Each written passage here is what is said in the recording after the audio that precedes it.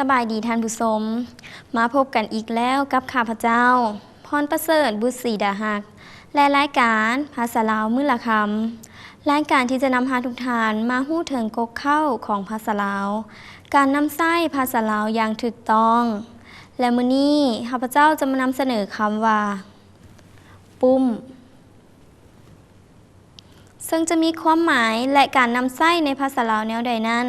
เอาเป็นว่าเฮามาฮู้พร้อมๆกันคำว่าปุ้มเป็นคำวิเศษหรือคำคุณนามหมายถึงสั้น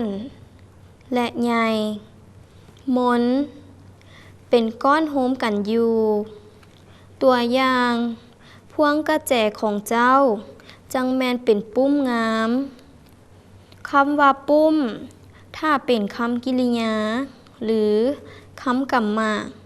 หมายถึงโฮมเข้ากันตัวอย่างเอาตอกมามัดปุ้มเข้ากันมันจึงถือง่ายหมายเหตุ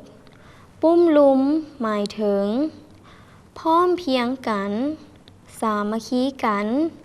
โฮมแหงเข้าซอยกันและนี่ก็คือความหมายของคำว่าปุ้ม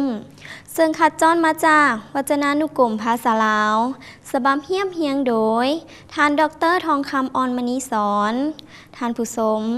ภาษาลาวจะอยู่คู่คนลาวได้ก็ต้องเมื่อคนลาวฮู้จักนำไส้ภาษาลาวอย่างถูกต้องภาษาเว้าและภาษาเขียนจะบ่งบอกถึงความเป็นชาติลาวสำหรับมื้อนี้ข้าพเจ้าพรประเสริฐบุตรศรีดาหักต้องขอลาทุกท่านไปก่อนสบายดี